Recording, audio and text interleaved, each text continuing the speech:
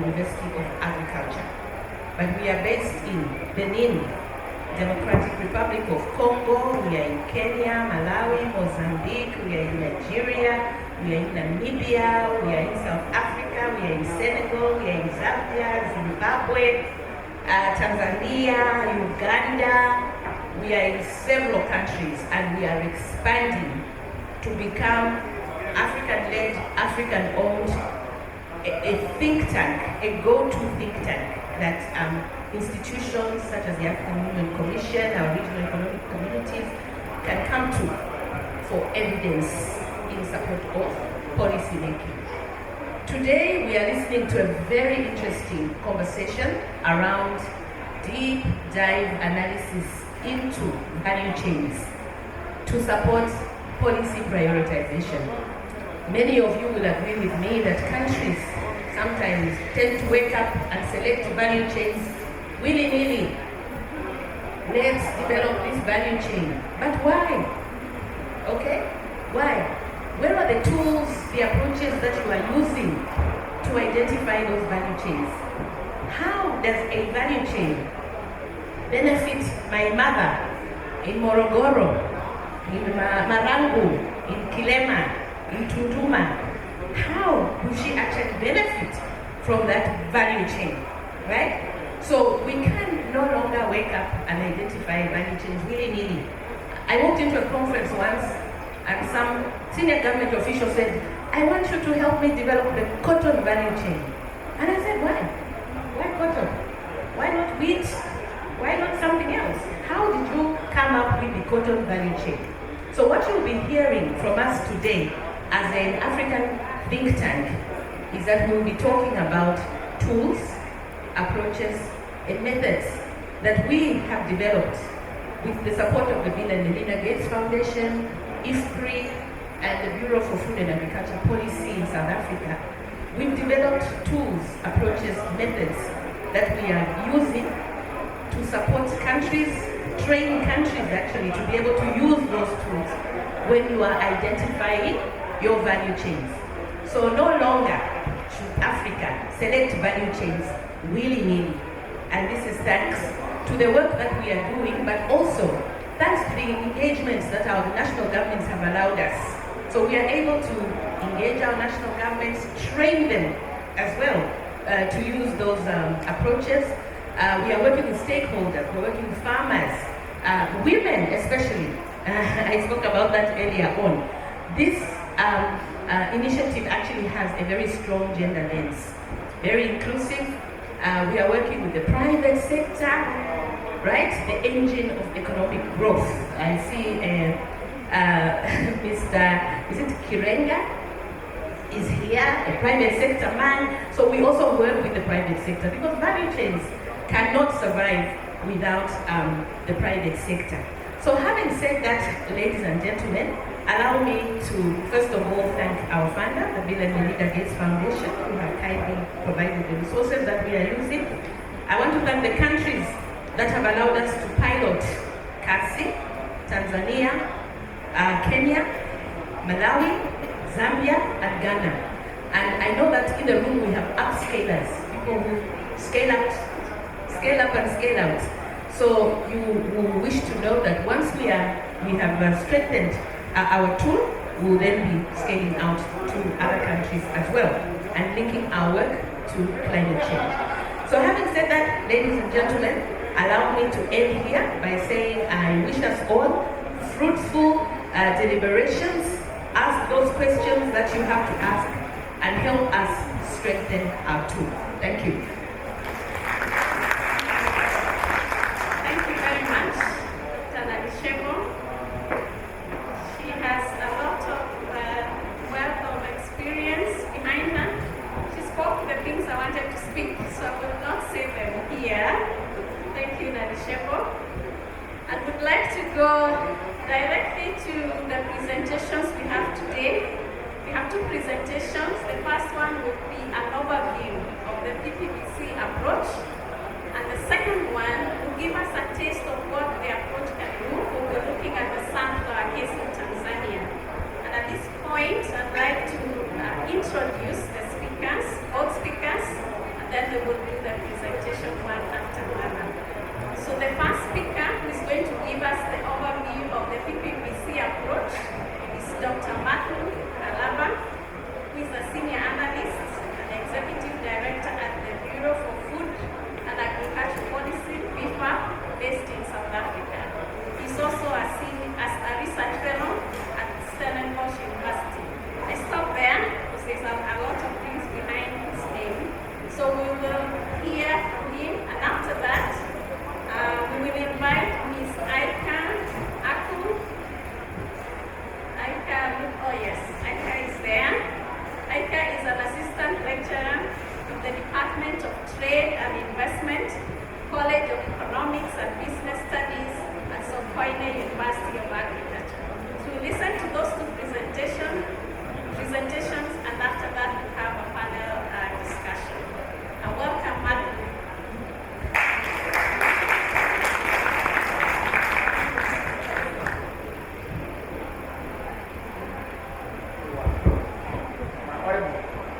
Thanks.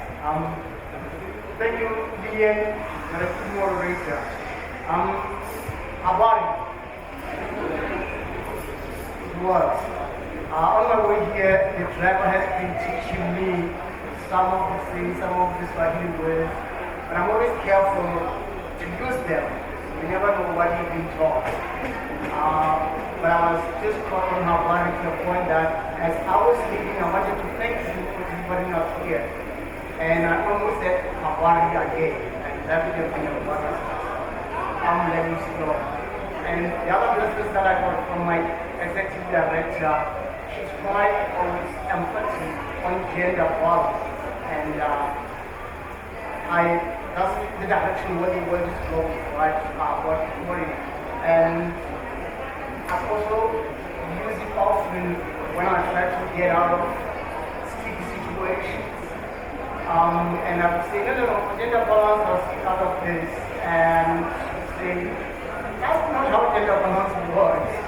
So I'm just saying, I'm here reluctantly because my argument on gender could not get me off the stage.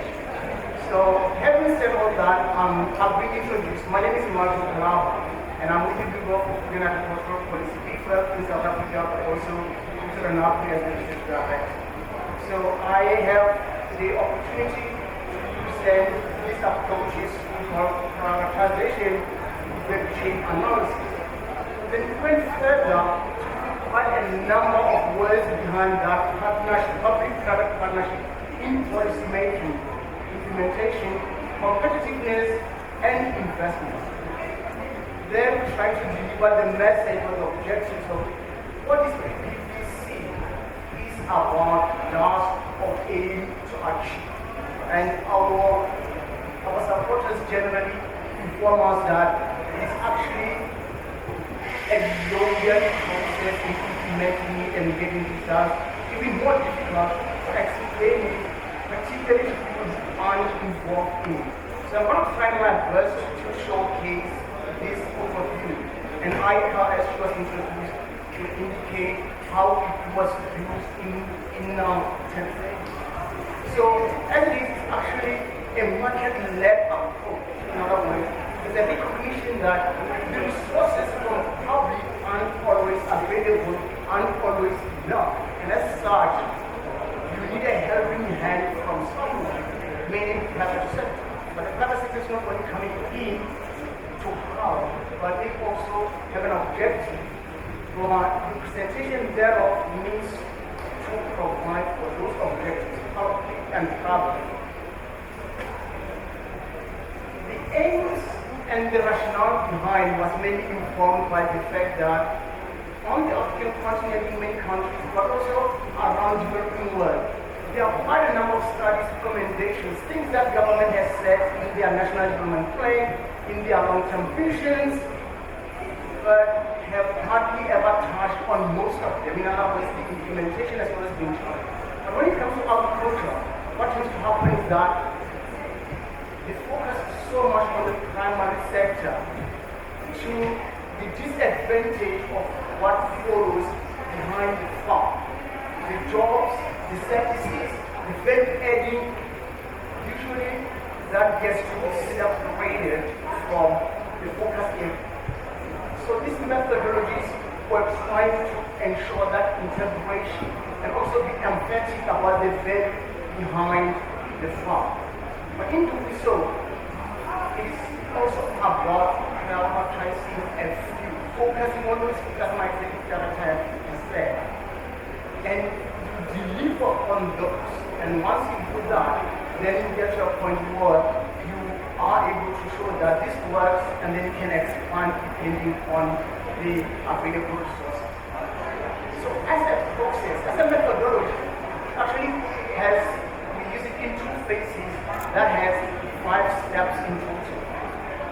So in the first phase of the value chain analysis is basically looking at the overview, the macro picture of the country, not only the agricultural sector, looking at the available resources that produce the GDP that we talk about, that creates jobs, that pays for the health, and see where are we in terms of the economic development, stakeholder engagement, and getting more information from the players. In step 2 within phase 1, actually now do a contextualization, in other words, differentiating various or main value chains within the agricultural sector by their performance on a number of indicators. And in the next few slides, I'll get to which indicators are those.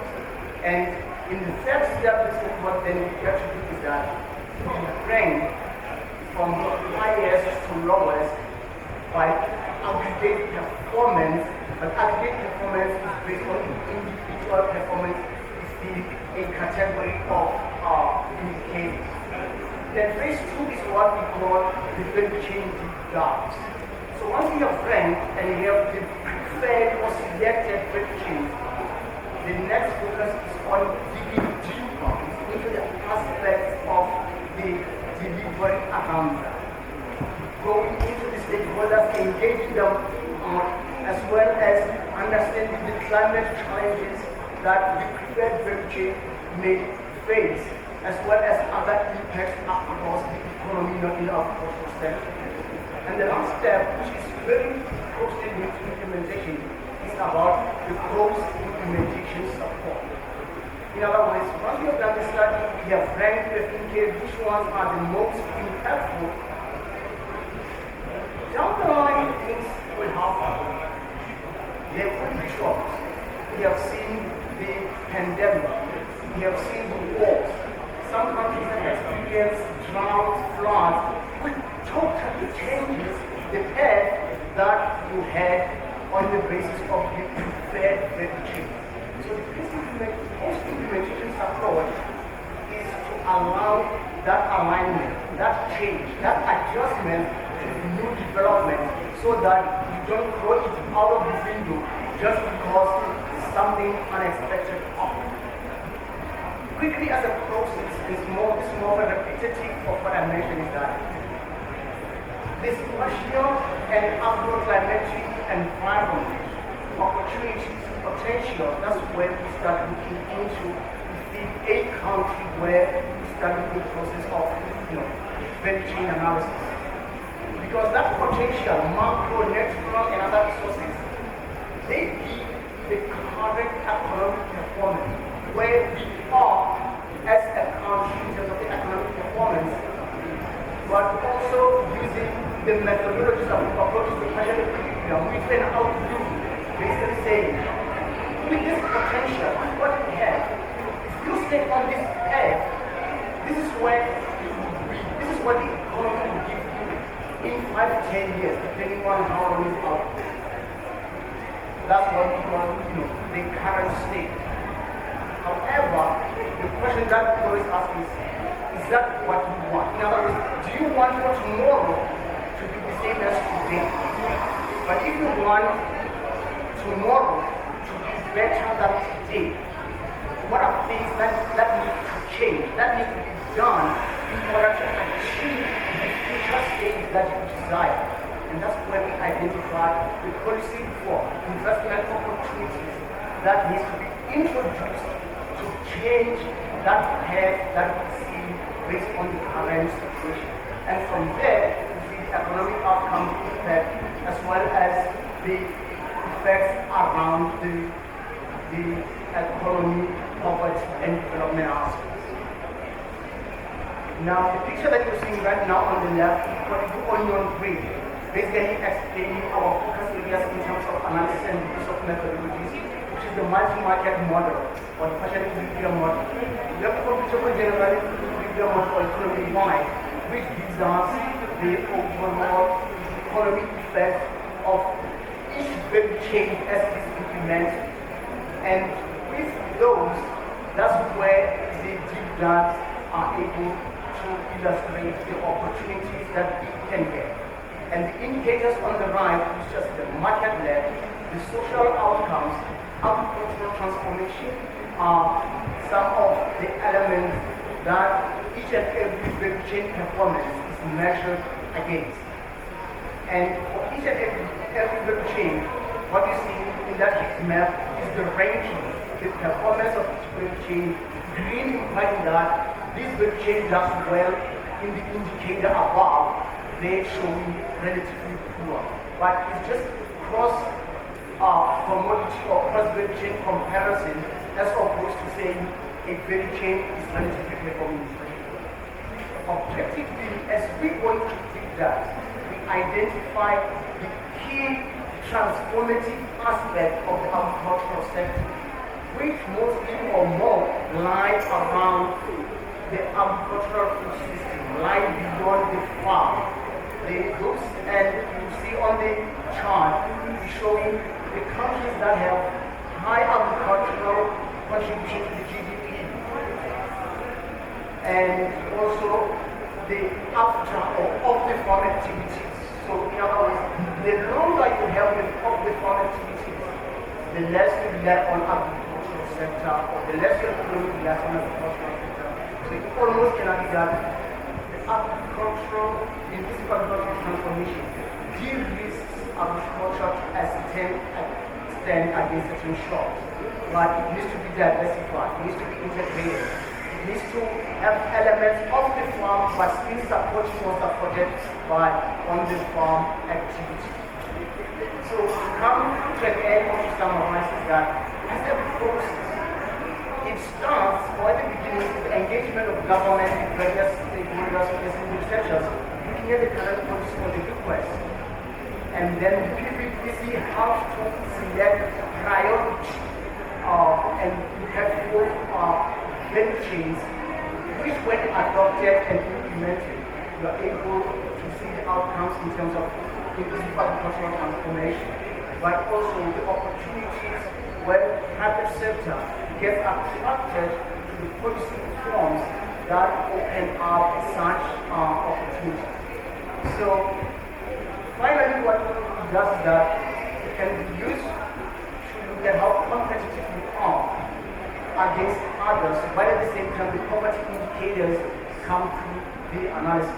The inclusive agricultural transformation, as I mentioned, but it also enhances and supports the partnerships between government and private sector, as well as other stakeholders within the chain. And when every time I say this, and I see some of the faces that we came across during some of the country implementation, I know that there is someone in the room that knows what we're talking about or what we're doing.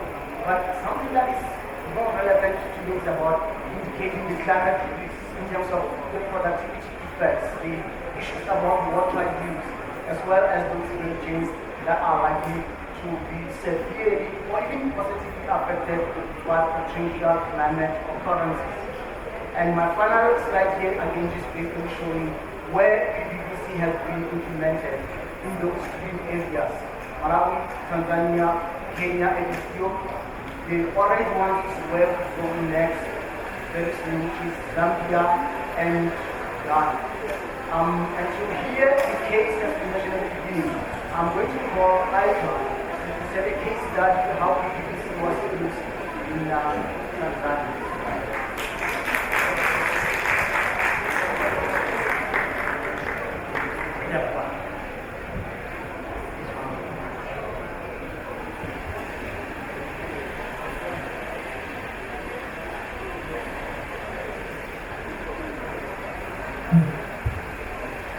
Thank you very much, Pastor, for a very well unpacking lecture. introductory part of the PPPC.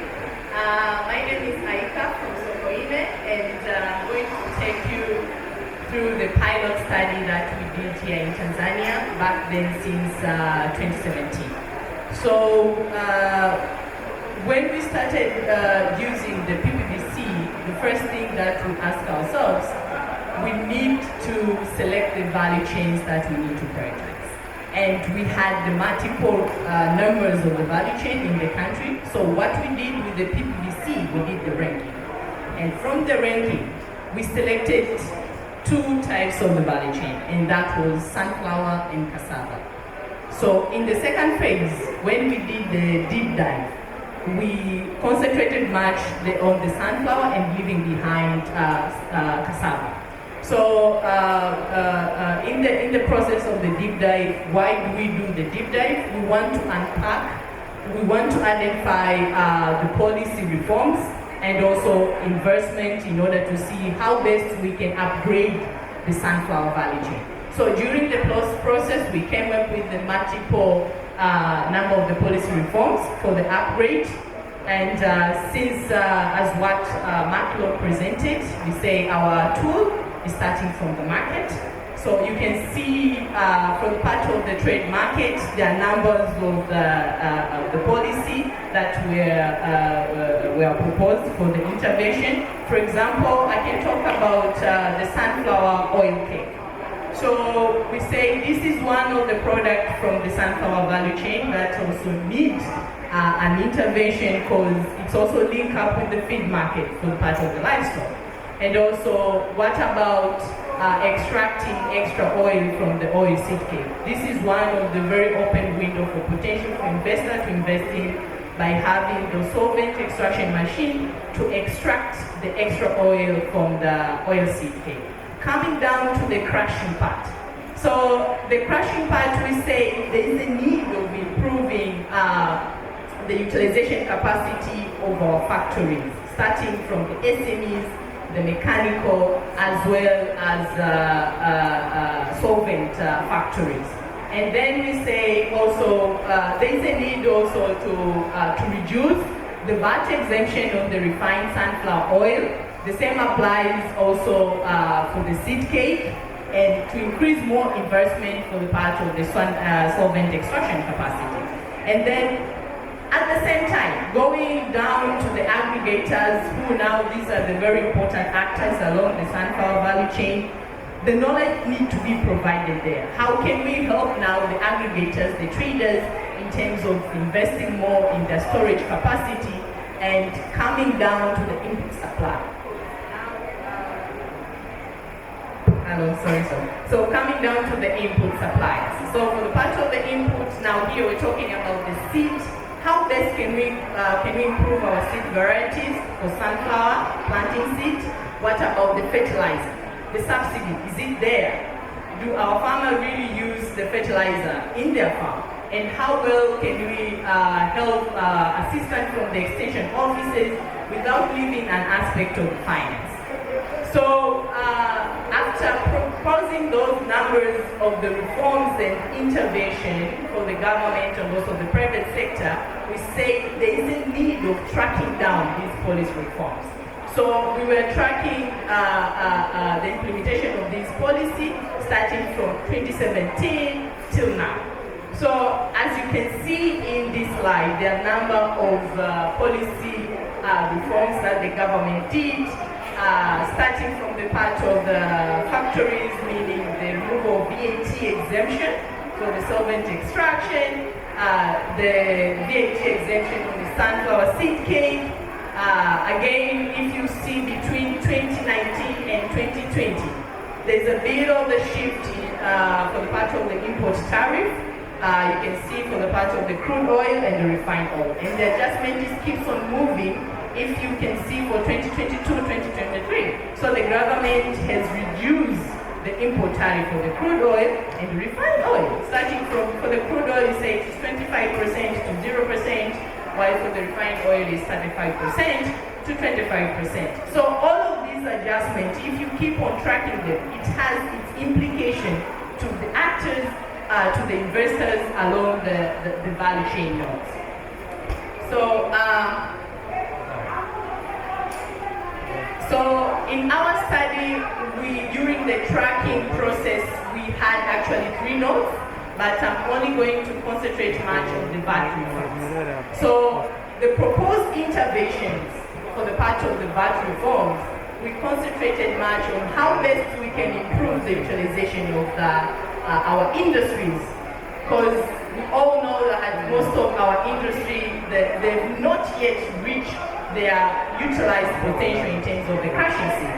The same to the SMEs. How can we reposition our SMEs in a way that they can easily link up with the ledge processor in terms of selling seed cake as well as the crude oil? What about the VAT reduction for the refined oil? So those were the number of the proposed intervention, and then we have seen the number of the reforms that the government did, starting from the exemption of the VAT on the agriculture processed equipment, and that was seen since between 2017-2018 for the solvent as well as the refined oil.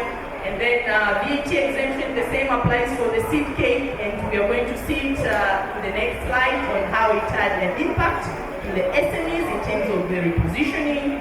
And then we have seen there's the VAT exemption for the double refined oil. So all of these changes of the reforms, we said during the tracking, the number of indicators, and this is very crucial part for everyone to consider, because you need to have the number of indicators that will help you to track down these reforms.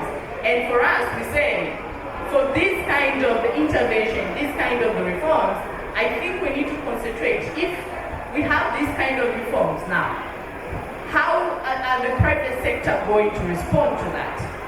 And how are we going to see the product flow, for example, for the part of the oil cake? If there's a change of the policy for the part of the oil cake, is it bringing any change along the flow of the sunflower value chain? What about the gross margins? If you look at these actors, from the farmers to traders to aggregators to the mechanical expellers factories, do we see any changes in terms of the gross margin? What about the utilization rate? Because this is the very important aspect. So from this slide, you can see we still have existing plants, and we can see that there are new plants that are coming in, and coming in of this new plant actually, it's attributed by a number of factors. The change of the policy is one of it. And you can see we are having now the plants that are installing the solvent machines, and this actually opens a new window now for the SMEs to have multiple areas of selling the seed cake for further extraction of oil. And then we have the clean cake. So from this map, it has an implication, and it gives us a very good highlight on area that the policy itself, it has an implication in terms of investors. And then coming down to the product flow, so you can see at the middle, the sunflower, the SMEs, there's this high flowage of the oil cake. And most of the suppliers of this oil cake from the SMEs to the ledge processors are actually traders. So due to that change of the policy reform, automatically it helped the SMEs selling the seed cake now to the large processor for extra processing for the clean cake. As well, the production itself for sunflower oil, it has been changing the trend, but and this is actually attributed by the number of reasons, seed being one of it, the climate itself being one of it, but we are seeing our industries, sunflower industries, are getting the processing, the crushing seed for processing, the number is increasing. So this is a very good picture for the product flow of the sunflower. So coming down to the margins, I'm going to give an example for the smallholder farmers. So back in 2017, when we calculated the margins, it was around 33 USD per ton. but in 2022, the margin increased. So by the margin increase, it's actually, it shows the level of the profitability, farmers performing better, and it has an implication along the value chain. Because now the seed are coming from the farmers, going to the factories for processing. But again, despite an increase in production and other factors, the factories themselves, they've not yet reached the ideal potential for the extraction of the utilization capacity. So the ideal state for us, we projected that in 2030, for example, for the industries that are doing the solvent extraction, it has to reach around 7%, while for the mechanical expeller it's 71% and SMEs 69%. But I can surely tell you, when we did the tracking from 2017 to 2022, the utilization capacity of this industry has been increasing. So it is our expectation with the work that we are doing, with what the government is doing, in collaboration with the private sectors, we can see a very big shift, a big move in terms of the utilization capacity from the big industries. So lastly, the key thing that really need to be noted when we do the tracking is first is to develop the indicators that will help you to do the tracking. This is the very crucial and important aspect that you need to consider. And the second thing is that we sometimes concentrate mainly on the policy reforms that have impact to the implementation part, but we forget for the side of the other external drivers or external factors, which also has the impact. So when we talk about the issue of climate, it's a very crucial factor that we need to consider when you do the tracking for the policy reforms and investment. And lastly, yes, we have policy reforms, they keep on changing for the betterness of all the actors and the community for the economic growth, but seeing the impact of the policy, the duration, sometimes it differs. There's some kind of policy that have shorter duration in terms of its implication to the community, while others you can see after a while. So these are very important things to note, but lastly, for you to see the transition, it's very important to do the collaboration, meaning from the researchers, the private sectors, the industries, as well as the government. Thank you very much.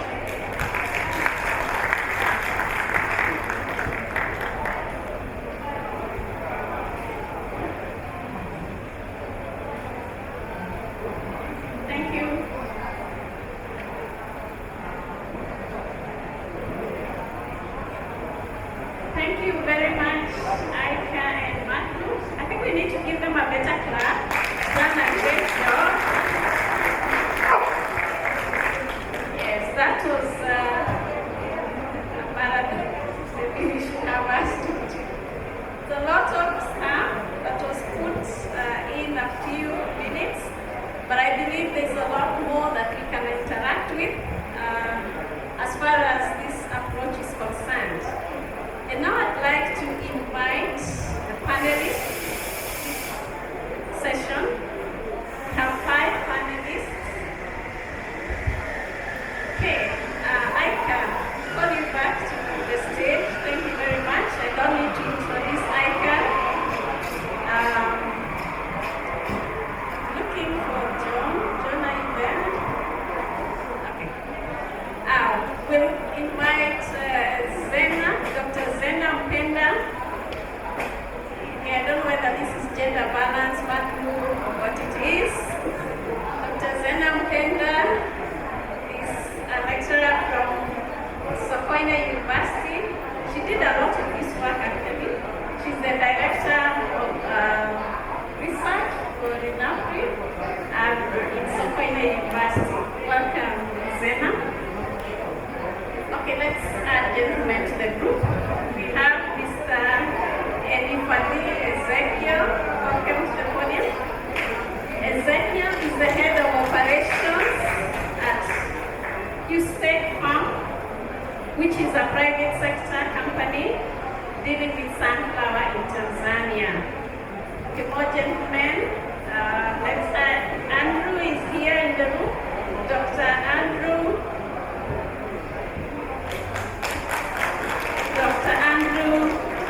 Holmes is a research fellow in the Institute of Statistical, Social and Economic Research, well known as ISA, from the University of Ghana. Welcome, Andrew.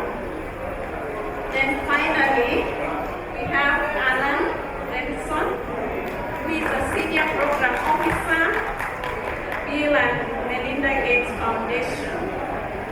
So we have a good panel. Thank you, Zina. I have brought her here as one of my panelists is not here. Thank you for graciously agreeing to be part of the panel. But I know you have a lot of experience with this tool. So allow me to just pose a few questions to the panelists. And I know you have your own questions that you picked as we did the presentations, or even some questions you came up with before even you listened to us as you saw our poster around. So we'll give you time to ask your questions, but for now, let me pose a few questions to the panelists. We have a microphone. Kindly have the microphone. So the first question goes to Alan. You are last, but I want to give you the first question. I know the executive director introduced Bill and Melinda Gates Foundation as the one that's funding this work. But beyond that, I'd like to say that Alan has been very passionate about supporting the PPBC approach. Till you're supporting the second phase of this approach. And I'd like to ask you two questions, Alan. One, what policy-related problem does the Gates Foundation see the PPBC approach as helping to solve? Put money in it. What problem do you see solving? Secondly, why does the foundation support ANAPRI or INAPRI to deliver the PPBC approach? Two questions, Alan. Thank you, Lillian. Thank you, Aika. Thank you, Matt, all for the great presentations. Hi, everybody. I recognise some faces in the audience. It's great to see you all here today. So yeah, that question on the policy problem that the foundation sees PPBC as helping to resolve kind of relates to the multiple policy objectives that governments need to try and achieve. Poverty reduction, there are more. Women's empowerment, climate adaptation, rural economic growth, job creation, improved diets, and so on. That is a lot of objectives for any government to try to hit. They have multiple different policy choices with which to try to achieve those different outcomes and those objectives. And they have many value chains that they could potentially focus on in order to achieve these different policy objectives.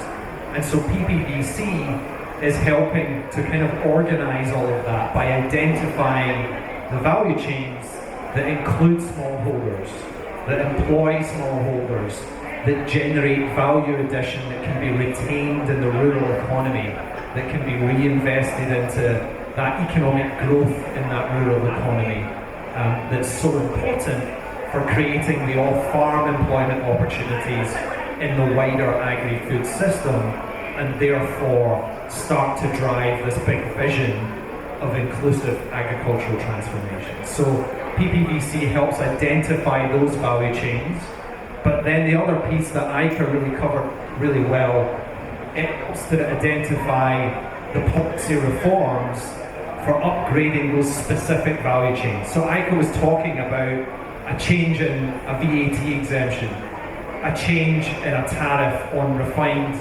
oil coming into the country on sunflower.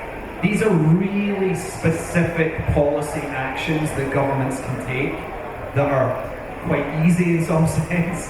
They're very targeted, we can track them, and they're all about those individual value chains. So it allows us to understand, is the private sector investing in the right things in that specific value chain? So the policy problem that PPP is helping to resolve is really all about that actionable policy recommendations on the value chains that are smallholder inclusive and that the private sector wants to invest in. It moves away from talking in generalities to being really targeted and really specific. Why do we support it? Because it's about smallholder farmers, it's about women in agriculture, it's about climate adaptation, it's about these really important areas and priorities that governments have and that the foundation has as well.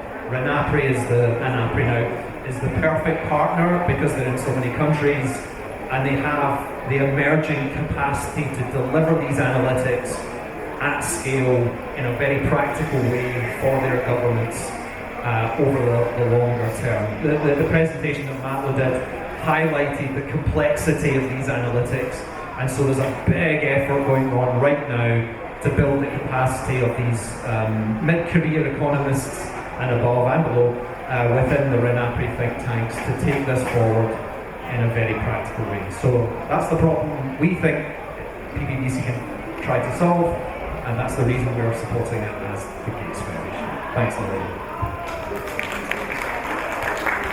Thank you very much, Alan. I think that was very comprehensive, clear.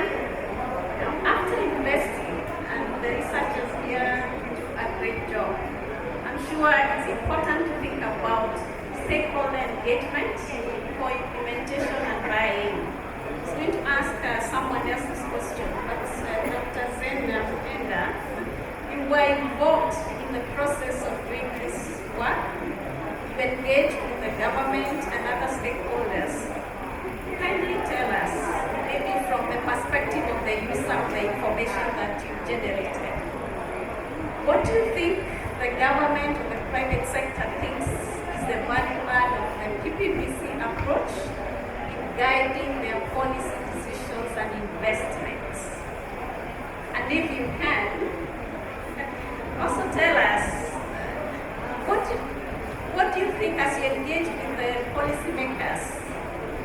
What do you think they thought about the usefulness of the results? I've told you if you can, because you may not have the details. Yes. Thanks, Lillian. Thanks, Mark, for the presentation. Thanks, Alan, for highlighting on the usefulness of PPBC.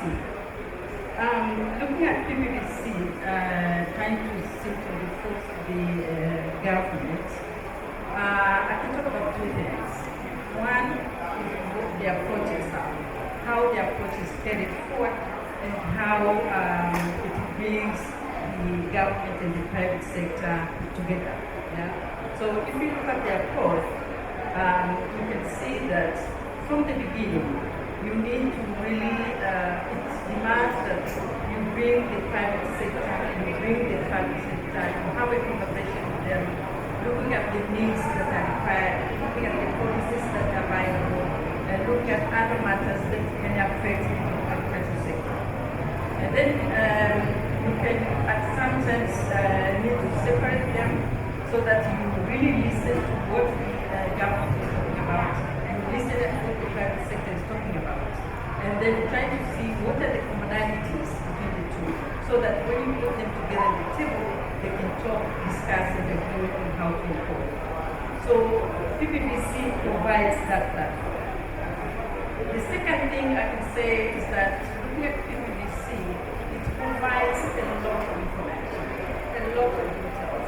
I can borrow what Alan said, is that if you look at the PPBC, you can be able to look at the actors along the value chains, yeah? And what are they doing? So you start looking from the first step, start looking at all the value chains, then you say, okay, this is the value chain. So you'll be able to prioritize the value chains by looking at the small details. And then you can also use the PPBC now at the specific value chain and be able to identify what are the government goals, what are the policies, and what are the investors' potentiality in that specific value chain. So you give the government a lot of information for them to make decision. And then the PPPC also, it provides, in the research, we provide a lot of options, yeah? We have a lot of recommendations, and then we guide them, say, these are the recommendations, see which one can suit you, yeah? So that's how good PPPC is.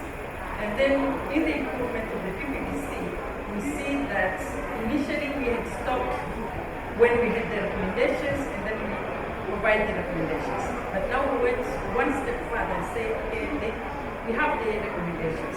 They've been implemented. Then what's next? Yeah. So that's the advantage of PPC. Now we move one further step by looking at what has been recommended, what has been implemented, and what are the reactions of those private sector in terms of the recommended reforms. So that is what I can say about what we can do with PPPC. The second one. Thank you. Thank you, Zena. That was very, very helpful. Now, we'll stick with that issue of stakeholder engagement. And I will turn over now to Aika. She's also done a lot of work in this. But beyond the numbers you showed us and the reforms, and I know you needed to communicate this information. How easy was it to get the buy-in from the government and the private sector regarding all these reforms that you talked about? And as you answer that, highlight some of the issues or the factors you think that influence the response of the government or the private sector to the findings from PPPC. Thank you. Thank you, Dr. Lillian. To start with your first question, back then when we started PPPC, we say we want to prioritize based on these value chain because as the nation we have numbers of crops, but the prioritization need to be there. We need to select the crops that actually when we do the analysis at the end of the day, it has a big impact in terms of the economic world, the employment, the food security, etc. So our first approach was to engage the government, the decision makers. So we had an opportunity to sit down with them and share with them what we have, basically based on the PPPC tool itself. And then we say, based on this tool, what you can obtain out of at the end of the day is that it helps you to prioritize the value chain, doing the ranking. So during the discussion, that is when we came up with the 15 value chain. And then based on the indicators that we used, as what Matt presented earlier, is when we selected now the sunflower and the cassava. But in terms of ranking, I remember sunflower, it ranked number 4 and cassava number 3 or 5, if I'm not mistaken. So upon the selection of that particular crop, it's specifically based on the government interest on that area, looking at the potential of that particular crop and its impact at the end of the day. And then for the part of cassava, it was one of the upcoming value chain with a lot of interest. Back then, we had the Chinese who were very much interested in that. So when we did the presentation, the government were very much interested, and we picked the key issues that we say now these are very important indicators or aspects that we need to move forward with them. So the same applies to the private sector. We say now, it's time now to sit down with the private sectors and then share with them what we have. So all of that, you need to do it differently. And then after finalizing the engagement between the government, the decision makers, and the private sector, now you say there is a need of bringing them all together in the same platform and then discuss the same thing after agreeing on the common agenda or the common topic that you can discuss all together with them. And that was one of the very important issue especially for the private sector, they say it's one of the very important platforms for them also to share their needs to the government based using the PPVC tool. So maybe to summarize, I think the good thing to note, it's very important to engage both the private sector and the government, bringing all together in order when you provide now the reforms, they have actually an implication at the end of the day and the buy-in from the aspect of the government as well as private sectors. Thank you. Thank you, Aika, for that response. Now, thank you so much. We'll turn over to Edi Fadhili so that we can talk about the private sector and the use of the uptake of the findings from PPPC. We've had a very interesting case of, I think, a successful case on how PPPC can be used from the Tanzania presentation by Aika. And I would like to ask you, Fadhili, that you share with us some of the highlights of this upgrade, which you think are very important for the industry, and you think that are attractive to the private sector to be able to drive the circular industry. And as you answer that, tell us, do you think there is a single most important aspect of that upgrade that is likely to attract investment into the industry? Is there one you can single out, or what do you think about all those upgrades or upgrade of options? Thank you, Director, for presenting. About this, I would like to propose something on the compliance codes and also taxes to the processors. You see that we have two kinds of processors, chapter of the design. We have the smallholder processors who almost end up in the crude oil processing. They just process the crude oil and sell to the market. But also we have the processors who are a bit compliant oil. They do processing of the refined oil, also they can gasified oil, but also they can fortify the oil with a very high grade. So what's happening with the compliance codes and the taxes? It seems that for the smallholder processors, they are not supposed or they are not compliant. That means they are not incurring the cost of the compliance. Because the cost of compliance has no effect on the final price of the product. Now at the same time, we're going to accept the same market is getting decided. So what's come now, the price for the refined oil seems to be a little bit high compared to crude oil. All the customers don't have the same rates. Now, we also really like to sell at very low prices by excluding some of the costs. So if the government thinks that, they have to enforce that everyone should comply. Now it has to cut across all the processors. Now, if processors want to access the market, first they have to comply with all the processors. But if the government thinks that, there's no need to enforce this compliance cost. So they have to be excluded and sent to all the processors so that they will balance out the trade. You see, so that I think is just good.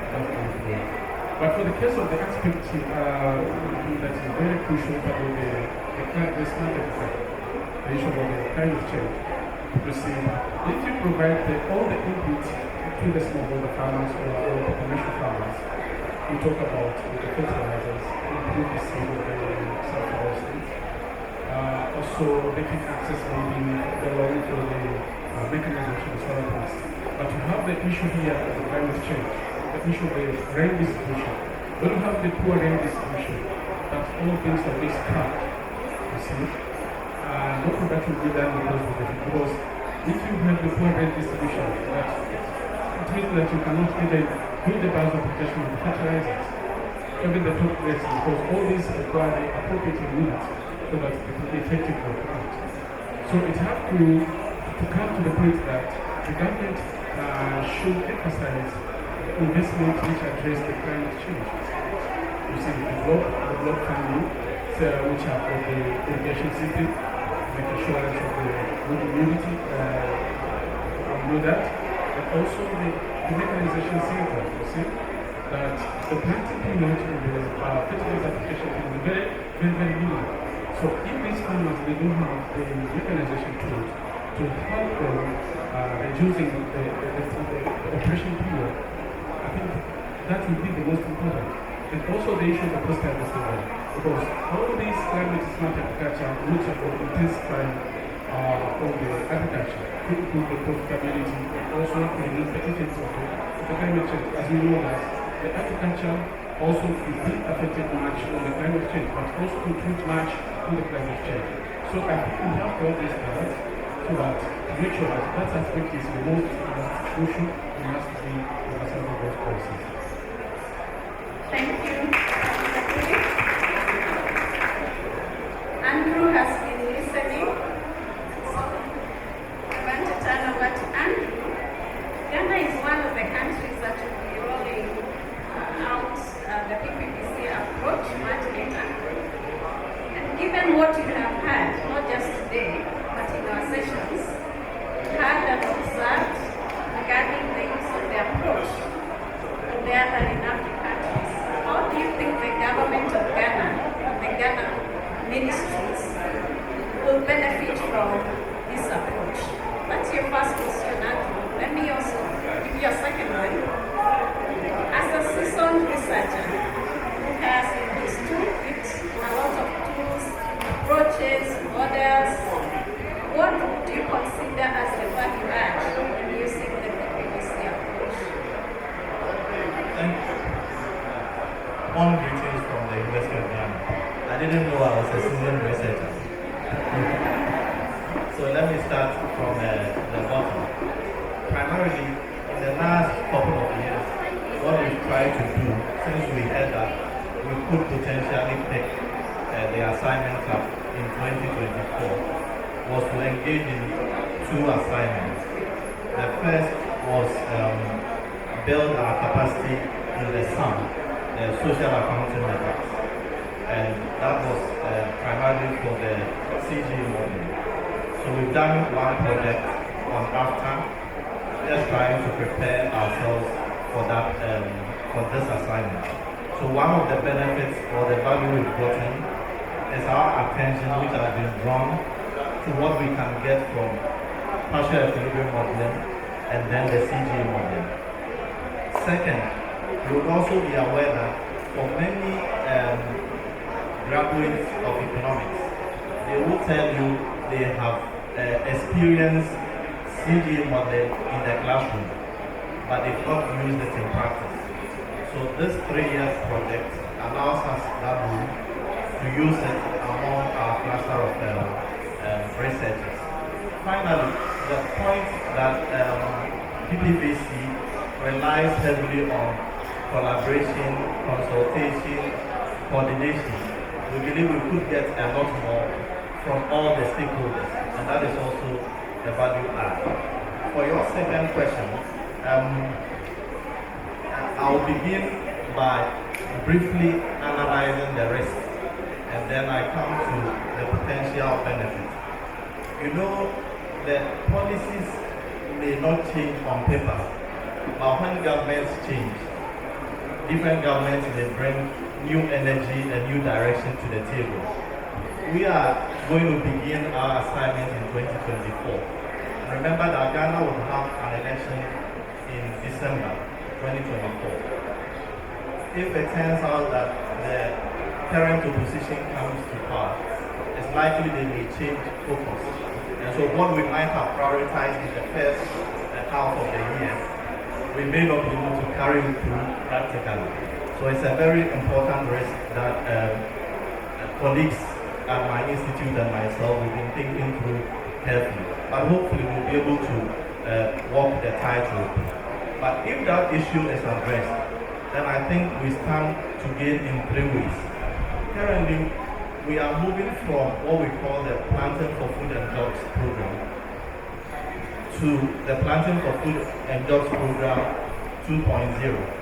And this 2.0 Planting for Food and Jobs is moving away from simply subsidizing seeds and fertilizers and handing over training to farmers to engaging aggregators to be the main conduit for service provision for small-scale farmers and medium-scale farmers. What are we looking at?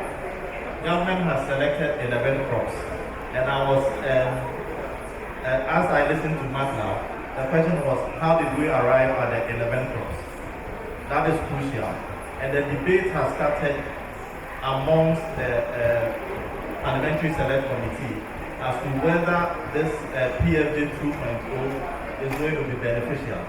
So if we engage in the PPBC, we could potentially provide evidence to curtail the debate or encourage the debate in a way that brings out the crops that we should concentrate on. Two, Ghana also believes that in the next 5 years, if we promote 5 different tree crops, we are likely to rope in about $12 billion in returns on those crops. But which one should we start with? Is it oil palm, cashew, or coconut? So if we can pay attention to these value chains and provide evidence that we should begin with A, B, or C, it will be a good thing. Finally, I know the current agri minister is looking for evidence to act. So specifically in the poultry industry, we do know that Ghana's installed capacity for producing poultry products is about 25,000 tons, and we consume over 300,000 tons. How do we make sure that what is happening within the poultry sector, we understand it properly and provide the necessary policy gears for things to change?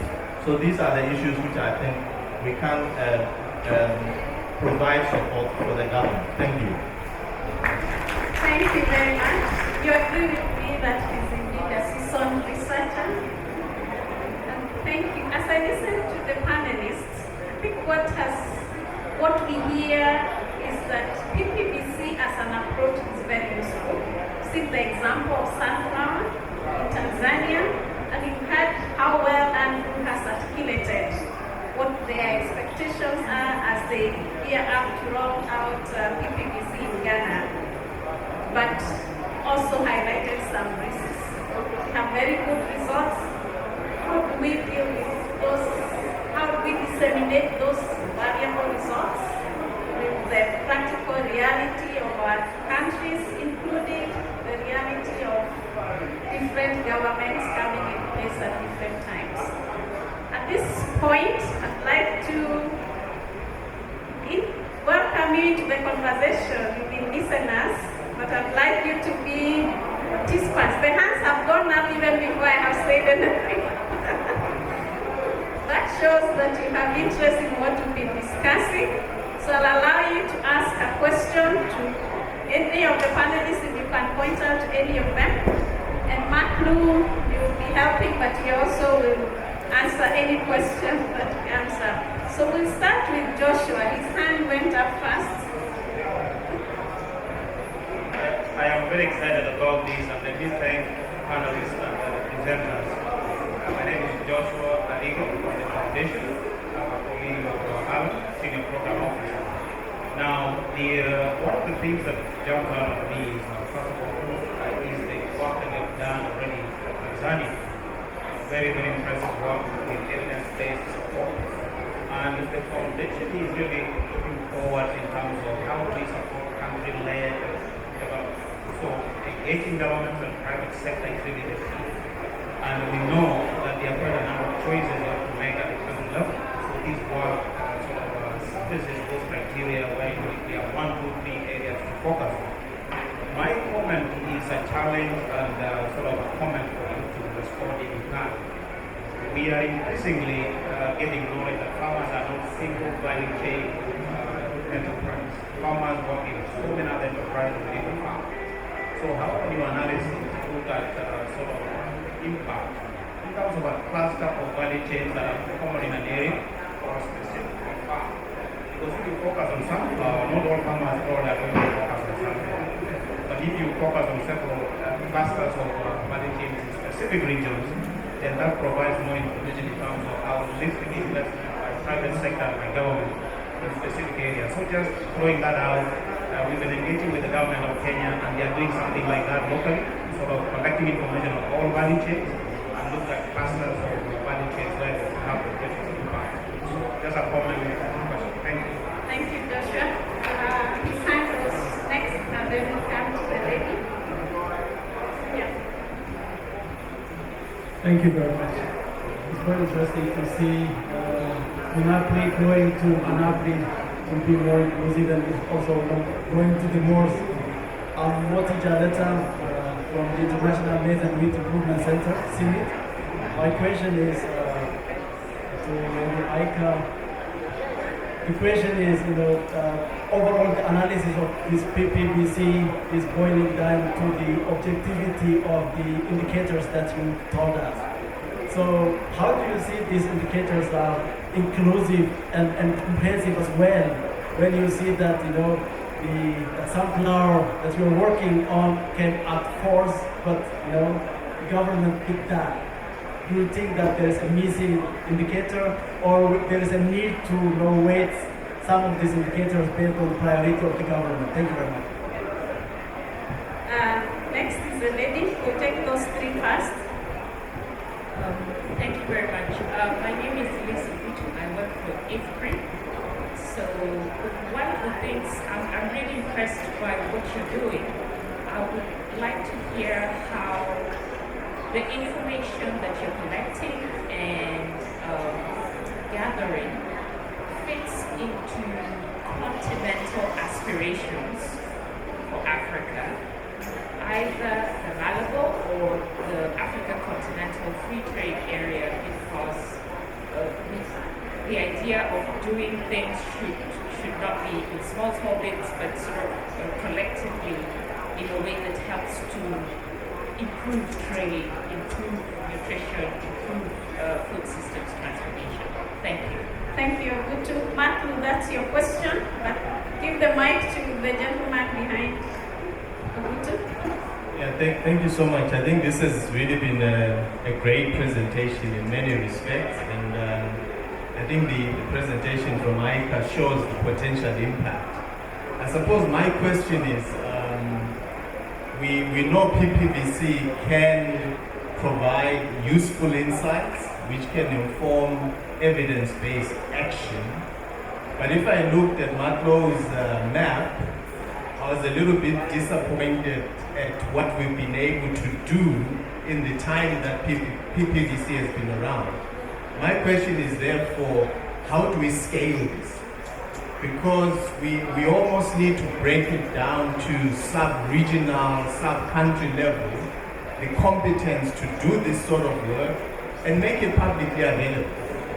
If we're going to have large-scale transformations, we need to democratize the access to quality information for decision makers. How do we scale this? And this is targeted maybe at BMGF, sorry to put you on the spot, but also to our colleagues from the research side. How do we scale this beyond what we've been able to do so far? Thank you. Thank you. We are in the same spirit as going to send that question to Alan. So now let's take those four first. The question from Joshua. Zena, are you taking one? Okay, let's start with the last. Alan is ready to answer this question. Oh, Alan can answer all the questions. I'm definitely not going to answer Josh's question because he sits about 20 feet away from me in Seattle. So we can take that off. So the question of scaling, and the lady from IFPRI, I think your question relates to that as well. So the foundation is investing in RENAPRI to take these analytical tools and approaches to scale. So we've heard about sunflower today in Tanzania. There's been cassava in Tanzania. This approach is being applied to soybean, sunflower, and poultry in Ethiopia, coffee, beef, fish, and livestock feed markets in Kenya, banana, soybean, and poultry in Malawi. Hopefully, in a year from now, Ghana and Zambia will have 2 or 3 deep dive value chains. So it is actually starting to scale, but what it's not doing is trying to create very detailed policy recommendations across every single value chain. It's deliberately being selective, so it is only 2 or 3 per country because the analytics suggest that these are the leading edge value chains for driving the transformational outcomes that we all crave. The jobs, the economic growth, the improved diets, and so on. So we're starting to scale it, and we see RENAPRI as being that key scaling partner going forward. And I think that also relates to your question about how does this fit in the sort of continent. Well, a big motivation for the foundation to invest in PBBC is it gets under the skin of the continental agenda. It starts to get really targeted, really practical, really business-oriented, really development-oriented actions that governments can take once they've signed up to the Free Trade Agreement, or once they've developed a new National Adaptation Plan, or a new CADAP plan. This is what happens next after those big continental agendas are set, after the big plans have been created. This is what we do on a Monday morning when we come in and, right, it's business time. So that's some of the rationale that relates to you. Thank you very much. Now let's have Matthew. He has his own mind.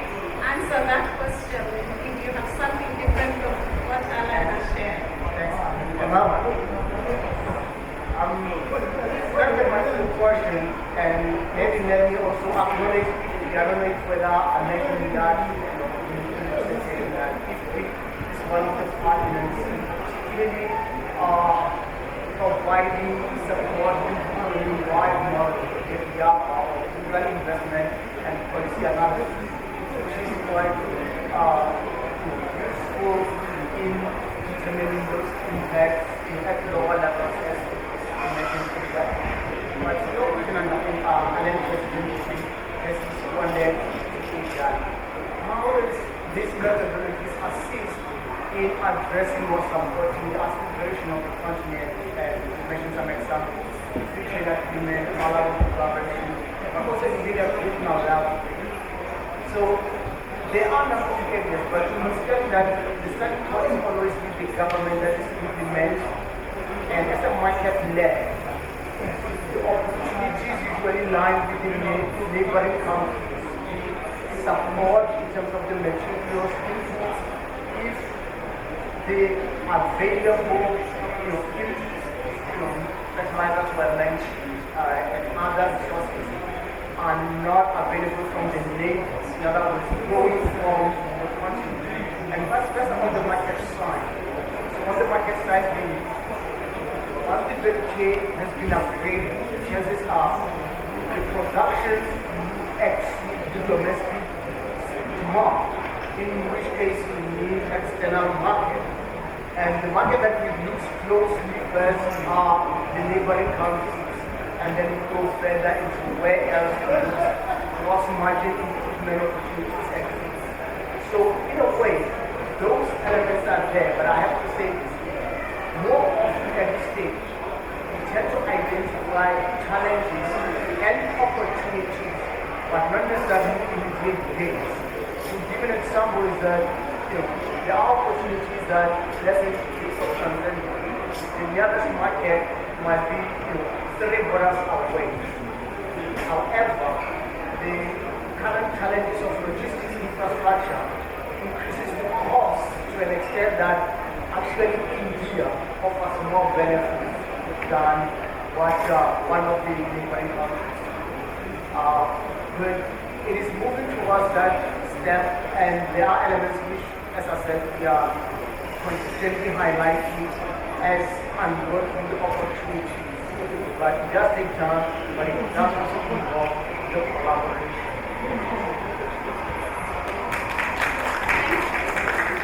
Thank you very much. Matthew, I have some questions directed to you. Thank you very much, moderator. So, for the case of the indicators, if I got you right, yes. So, the approach itself, the tool itself, we've been upgrading it as we move forward. So back then, we were only looking at the market-led tools, and then with the inclusion of the inclusiveness and the transformation. But as we move along, we say there's a need also to include the climate indicator.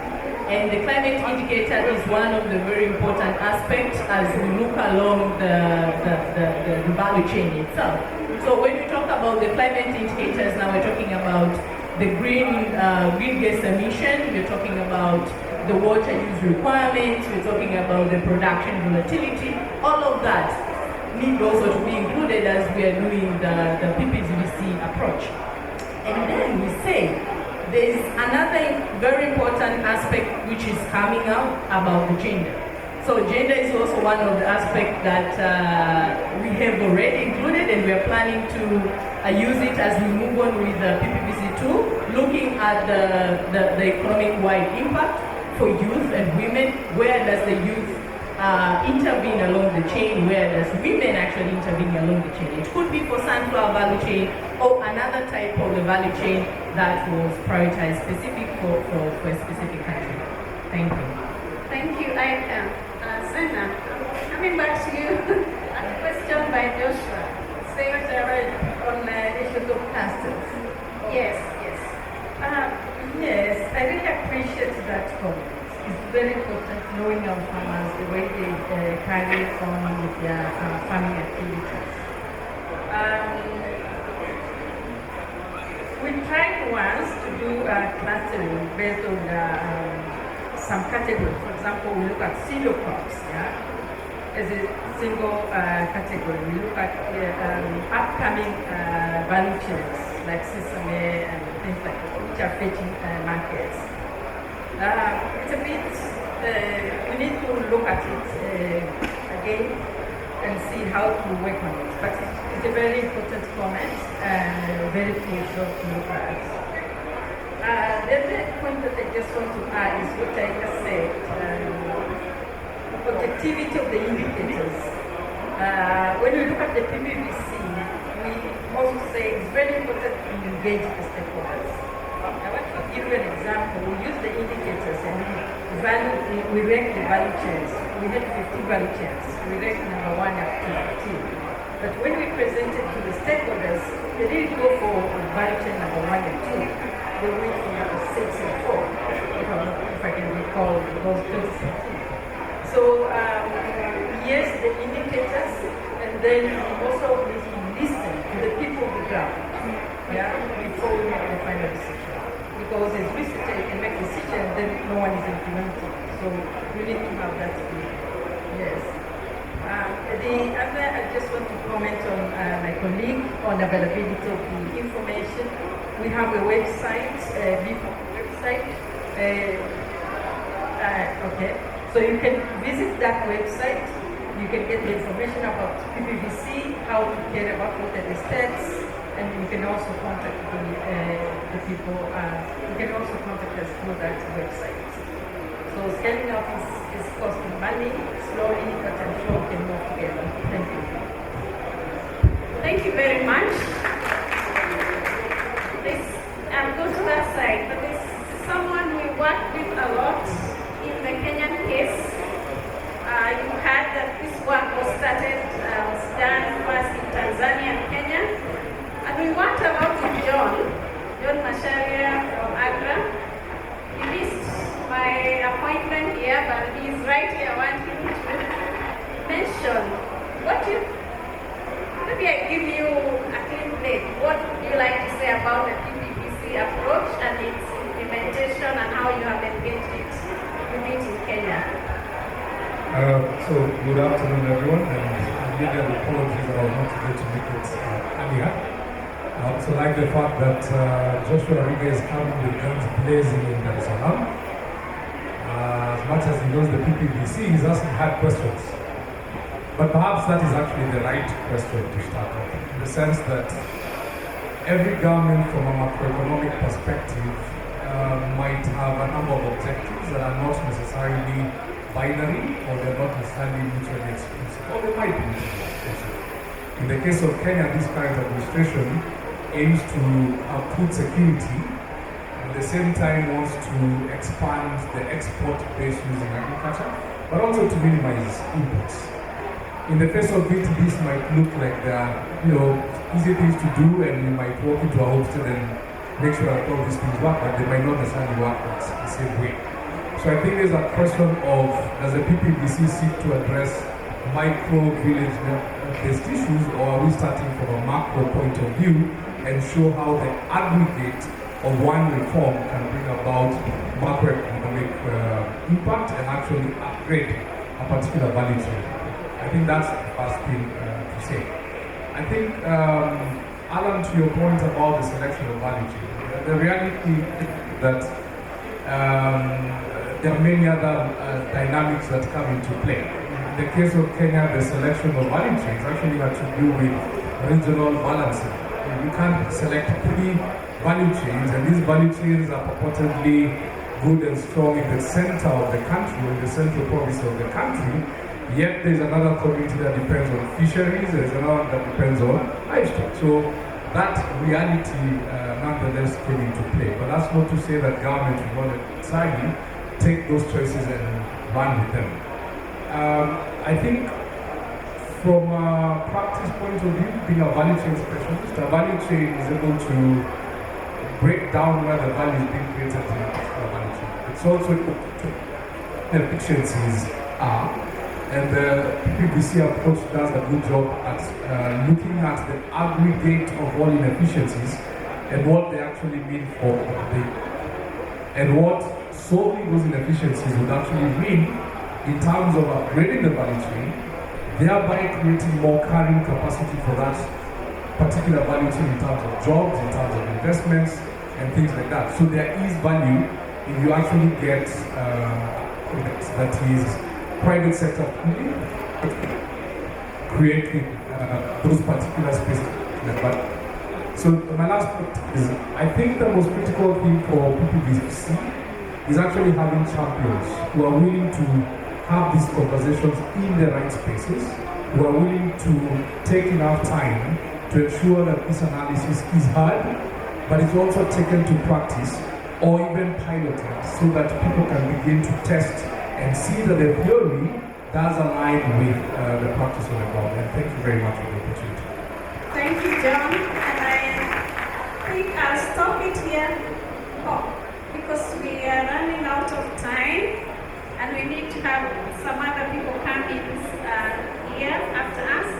So, request Executive Director of the RENAPRI Secretariat to come and make some closing remarks. I just appreciate your time and your willingness to ask more questions. Please engage with us later, engage with our website, and we look forward to talking more on this. Over to you.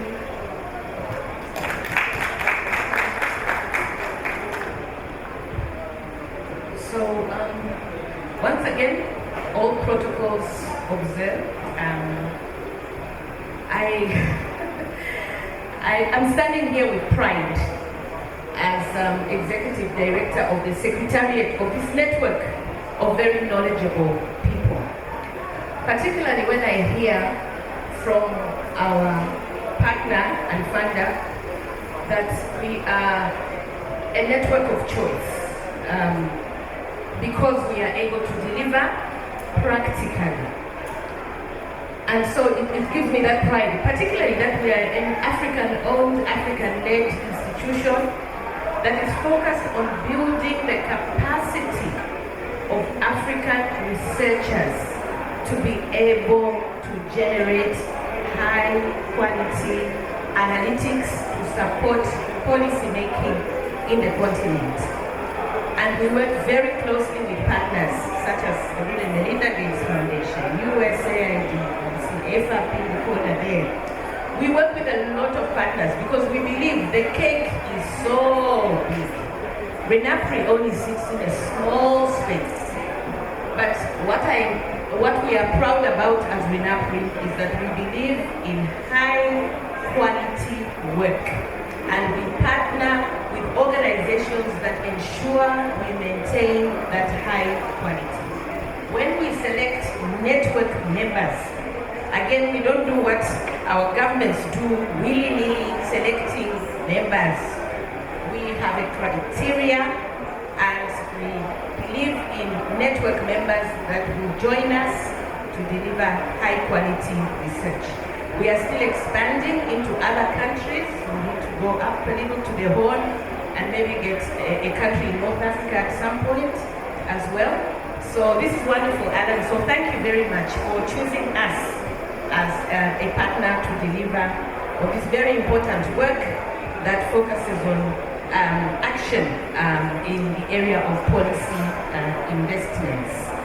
Earlier on, I introduced us as a network of 16 members, and I think I left out Rwanda and Senegal. So we are in Francophone Africa, we are in Lusophone Africa, and Anglophone Africa, and looking to expand to speak a bit of Amharinia and a bit of Arabic as well. And Demone, Nenane. Right. So mine is really just to wrap up, to thank all of you who have taken time to be with us this morning, to listen to the work that RENAPRI is doing with its partners. You now know who we are. We are at www.renapri.org. Write to us, engage us, because what we are doing together with our partners at Bill and Melinda Gates, IFPRI, and the Bureau for Food and Agriculture Policy, what we are doing is really to support African people to become food secure, employment secure, nutrition secure, and this could also bring peace in some of the countries that currently have conflict. Because food security, we could be sending some food out there to our colleagues. So it's not just about food and nutrition; it is also about peace in the African continent. So on that note, I really want to thank the Regional Network for Agriculture Policy Research Institutes, all who have been part of organizing this side event. I would also like to thank AGRA and the organizers of the Africa Food System Forum 2023 for allowing us and having confidence in RENAPRI to have a side meeting that would have a full audience, including those who are out there. I'm sure some of them were listening to us. So very grateful that we were allowed to do this. And look, Africa has experts. That's something you need to know. Lillian here is a moderator and a senior researcher, Aika, Dr. Zina.